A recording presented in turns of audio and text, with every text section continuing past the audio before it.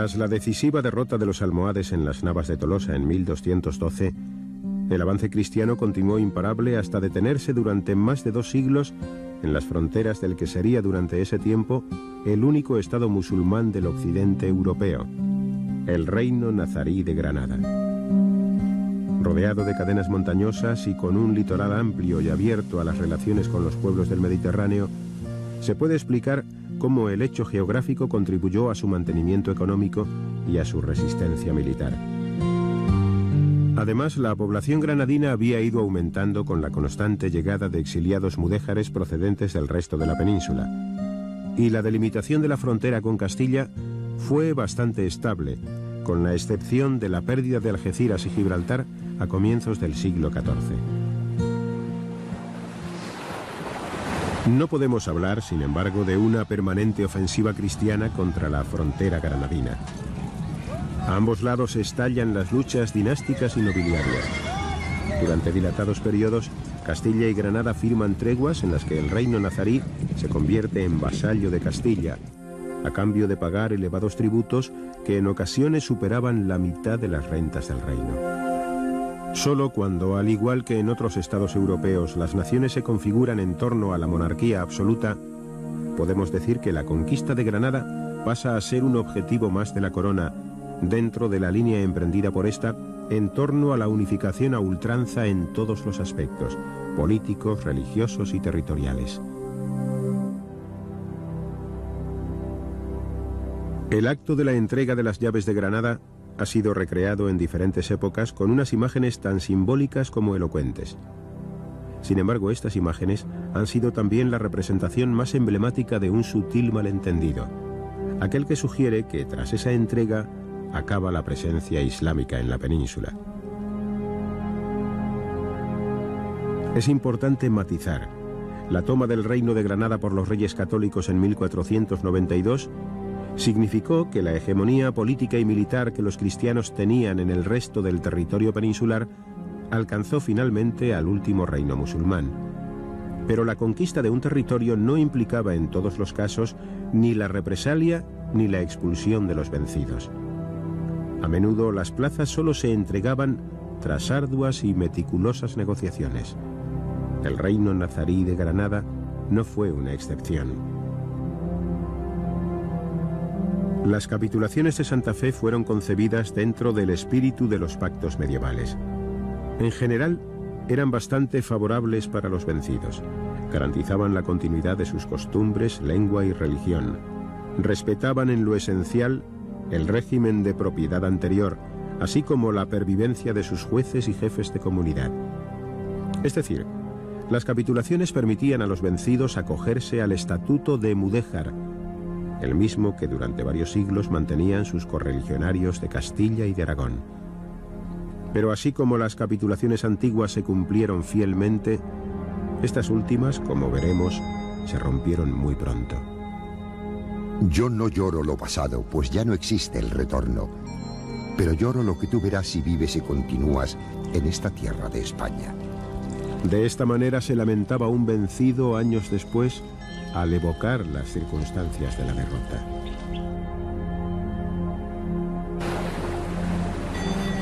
No todos los musulmanes aceptaron convertirse en mudéjares. Optaron por el exilio algunas familias de la nobleza granadina.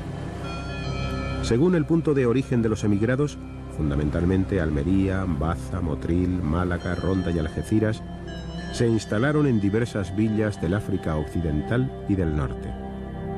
El propio Boabdil, presionado por los reyes católicos, tras una corta estancia en las Alpujarras, acabó marchándose a Fez, donde fue bien recibido por la corte. Algunos de estos exiliados se instalaron en lugares cercanos a puertos como el de Salé e iniciaron una temprana piratería contra el litoral peninsular.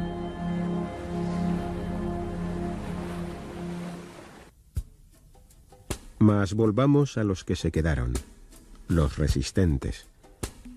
En fecha tan temprana como 1498, los representantes de ambas comunidades de Granada acordaron algo de gran trascendencia social: la división de la ciudad en 2 demarcaciones, cristiana y musulmana.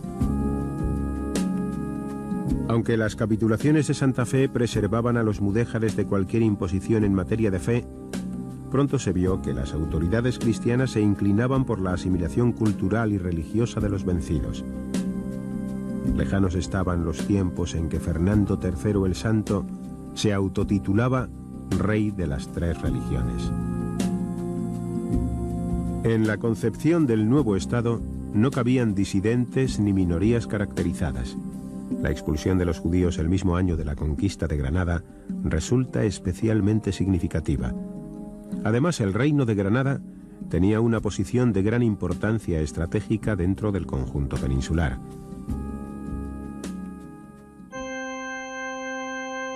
Como las capitulaciones no prohibían la voluntaria aceptación del cristianismo, las autoridades eclesiásticas iniciaron una campaña de proselitismo con gran moderación.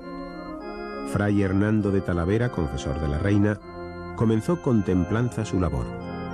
Entre otras cosas, determinó que los clérigos encargados de la tarea misionera aprendieran el árabe y que las conversaciones se alcanzasen mediante la persuasión, aceptando pacientemente la lentitud que tal proceso entrañaba. Pero con la llegada del cardenal Cisneros a Granada, la situación dio un gran vuelco. De la moderación se pasó a la intransigencia. Las coacciones sobre los mudéjares para que se convirtiesen y la pública realización de actos como la quema de alcoranes en la plaza de Vivarrambla no podían sino exaltar los ánimos de una comunidad orgullosa de sus tradiciones y de su cultura, y que además entendía que todos los agravios que soportaba transgredían lo pactado en la entrega del reino a los reyes católicos. Como en tantas situaciones críticas en la historia, las palomas dieron paso a los halcones. El 18 de diciembre de 1499, los mudéjares del Albaicín de Granada se alzaron en armas. Solo la intervención de las autoridades más tolerantes, entre ellas Fray Hernando de Talavera, hizo que los sublevados depusieran las armas al tercer día. Pero esta vez las condiciones fueron más onerosas. La amnistía solo podría alcanzar a los que abrazasen el cristianismo. Aunque los granadinos volvieron pronto a la calma, la sublevación se propagó en enero de 1500 a las Alpujarras, pasando después a las tierras de Almería, Sierra de los Filabres, comarca de Níjar y Belefique, extendiéndose ya en 1501 a la serranía de Ronda. El propio rey se vio obligado a participar en la campaña, consiguiendo aplacar la revuelta. Tras estas primeras sublevaciones, algo fundamental cambió en el reino de Granada. Los mudéjares se vieron obligados a elegir entre convertirse al cristianismo o el exilio. Muchos salieron, pero la gran masa, esperando obtener mejores condiciones, se convirtió en bloque. A partir de estas forzadas conversiones, algunos cristianos comenzaron a llamarles despectivamente tornadizos, y los escribanos anotaban junto a sus nombres la apostilla de Cristiano Nuevo de Moro. El nombre oficial que recibieron fue, sin embargo, el de moriscos.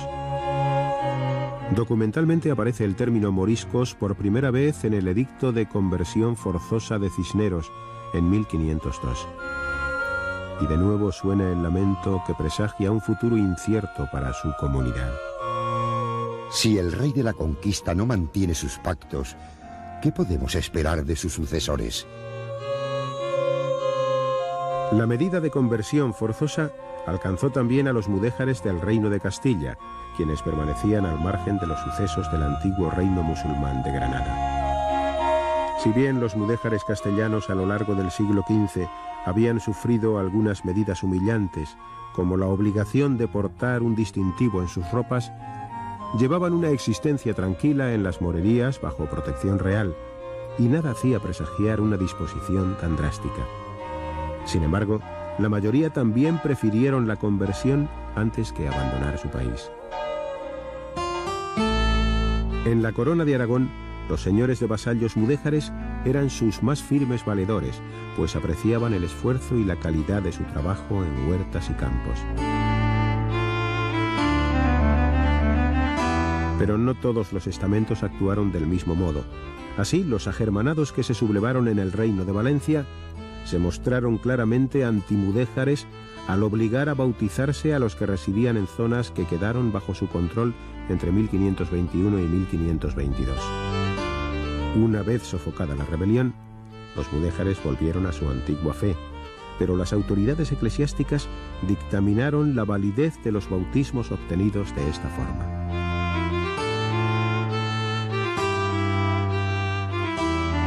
Finalmente, en 1526, se decretó la abolición del culto islámico en la Corona de Aragón. A partir de este año, oficialmente ya no podían quedar creyentes musulmanes en España. En respuesta a esta imposición, en algunas comarcas valencianas estalló una sublevación espontánea y desorganizada que fue fácilmente sofocada por las tropas regulares.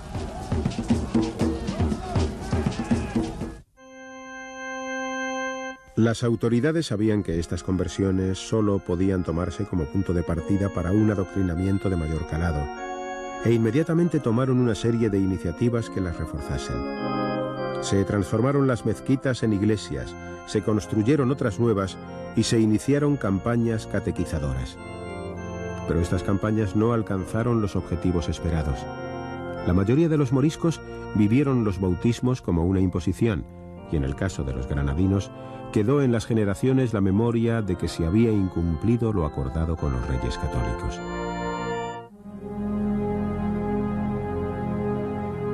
Aunque los primeros edictos de conversión se referían a los aspectos religiosos, pronto comenzaron a aparecer otras disposiciones que limitaban costumbres con una gran tradición: sacrificios rituales de animales, vestidos, fiestas y ritos, uso de armas.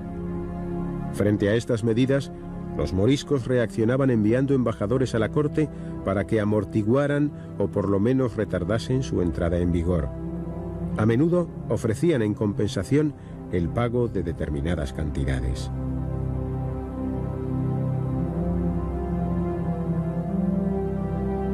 Una excelente ocasión para ver el estado de la cuestión morisca en el antiguo reino nazarí nos la ofrece la primera visita de Carlos V a Granada en 1526. Allí se le presentaron unos caballeros moriscos que eran regidores, entre ellos Diego López Benajara, don Fernando Venegas y don Miguel de Aragón, quienes entregaron al emperador un memorial de agravios en nombre de todos los moriscos del reino. Se quejaban fundamentalmente de los abusos que les infligían magistrados, clérigos y alguaciles. Carlos V, escandalizado, ordenó que se realizase una encuesta sobre la cuestión y que posteriormente se reuniese asamblea en la Capilla Real. La comisión encuestadora certificó como: hallaron ser muchos los agravios que se hacían a los moriscos, y junto con esto, que los moriscos eran muy finos moros. 27 años había que eran bautizados, y no hallaron 27 de ellos que fuesen cristianos, ni aun 7. Y de esta infidelidad tuvieron culpa los cristianos, por los favorecer y no los doctrinar. Posteriormente, una junta de prelados propuso una serie de medidas extremas, entre ellas prohibir el uso de la lengua arábiga, de la indumentaria morisca, de los baños, sus festejos o zambras y otros ritos considerados ceremonias de moros, así como el adorno de las mujeres con aleña. Pero tales medidas no se llevaron a efecto, pues Carlos V las dejó en suspenso antes de salir de Granada. A ello contribuyó la tenacidad negociadora morisca y la aportación de 80.000 ducados como contribución especial de la comunidad morisca, y que las arcas imperiales recibirían con alivio, embarcadas como estaban en las costosas campañas continentales. A partir de 1526 se abren por lo menos 3 décadas, aunque no exentas de tensiones, de relativa tranquilidad. Sería inexplicable que hasta el desenlace final los moriscos hubiesen soportado la tensión de un enfrentamiento constante, sin periodos de calma y de convivencia e intercambio con la comunidad cristiano vieja. ¿Cómo estaba repartida la población morisca durante este periodo? La comunidad más numerosa era lógicamente la granadina, calculándose en torno a los 250.000 habitantes, cifra que supone más del 40% de la población total del Reino de Granada. En Valencia formaban también una importante minoría, con un cálculo que los sitúa sobre los 80.000, casi el 30%.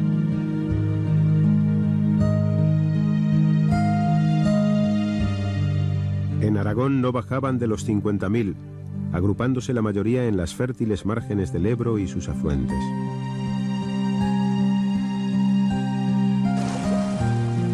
Su número es bastante reducido en Cataluña, limitándose su presencia a algunas poblaciones de la ribera del Ebro como Ascó y Tortosa.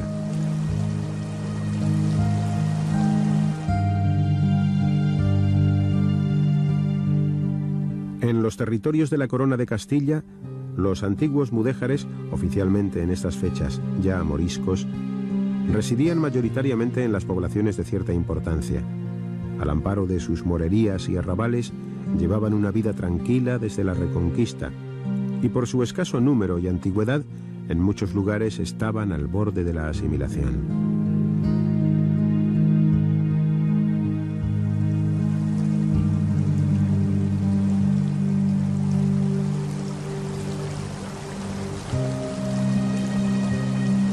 Las comunidades más numerosas vivían en Andalucía occidental, destacando su presencia en Córdoba, Sevilla, Úbeda y Baeza.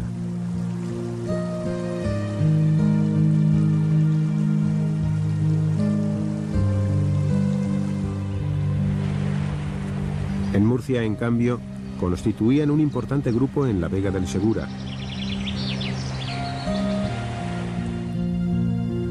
Especialmente en el Valle del Ricote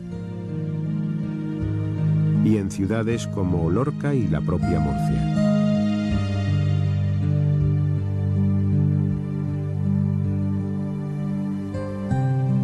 Mención especial merecen los moriscos de Hornachos, pueblo extremeño en el que la totalidad de sus habitantes, unos 5.000, eran moriscos.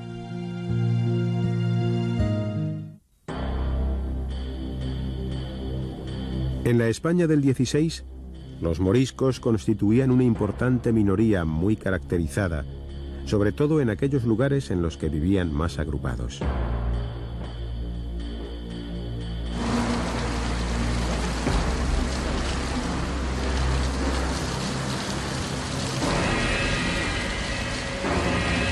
Las profesiones de los moriscos dependían de las zonas donde habitaban. Eran diestros hortelanos, como atestigua el popular pareado de la época. Una huerta es un tesoro si el hortelano es un moro. En las feraces huertas del Ebro, del Segura y donde quiera que la existencia de un arroyuelo les permitiera mimar los tradicionales cultivos huertanos. En Valencia, en cambio, por las condiciones del reparto tras la conquista, exceptuando las vegas de Xàtiva y Gandía, cultivaban sobre todo los campos de secano del interior. En las ciudades o en los lugares donde se asentaba una población numerosa es donde ejercían profesiones más variadas y en general estaban reputados como excelentes artesanos, zapateros, carpinteros, herreros, sastres, comerciantes. En muchos puntos de España es posible admirar excelentes artesonados y construcciones de este periodo, que en nada se diferencian de las que realizaban cuando su denominación legal era la de mudéjares. Fray Luis de León deja constancia del valorado quehacer de estos artesanos en sus versos. Ni del dorado techo se admira fabricado, del sabio moro en jaspe sustentado.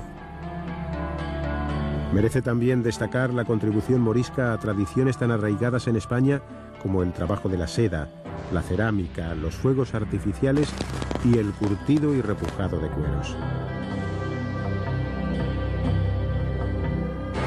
Algunos moriscos llegaron a descollar en profesiones liberales como la medicina o la arquitectura, de la que son buena muestra algunas presas construidas sobre el Ebro.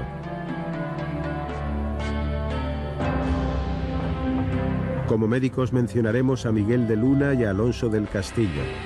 El primero de ellos fue llamado por Felipe II a El Escorial para la catalogación de los manuscritos árabes que allí había, la mayoría de los cuales eran de temas médicos y científicos.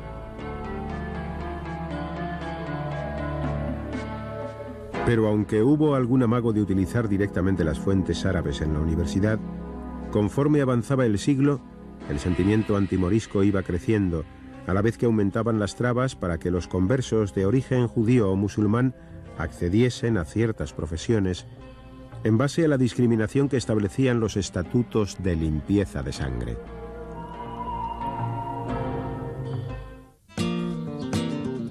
Respecto a la vida religiosa de los cristianos nuevos de Moro, como hemos visto que también se llamaba a los moriscos, veamos qué dicen los cronistas de la época. Los moriscos acostumbran a circuncidar a sus hijos a poco de nacer.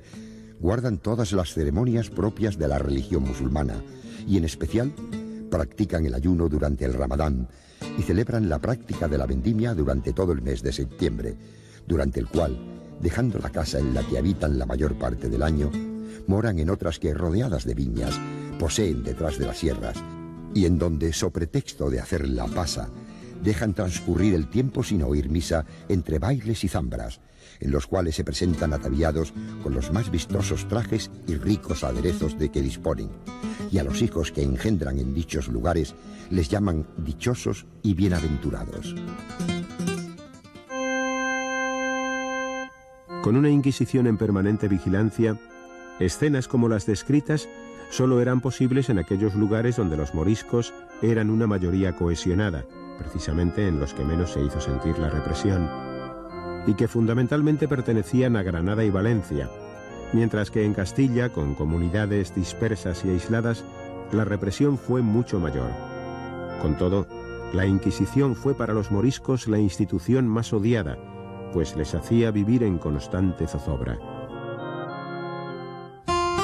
Las relaciones con los cristianos viejos no estaban tampoco exentas de confrontación, pues para muchos los moriscos aceptaban condiciones de trabajo que eran difícilmente soportables para ellos. Sin embargo, los peores enemigos de los moriscos tenemos que buscarlos entre los burócratas, que abusaban de ellos en su provecho, y el bajo clero, que tenía que habérselas con una feligresía poco dócil.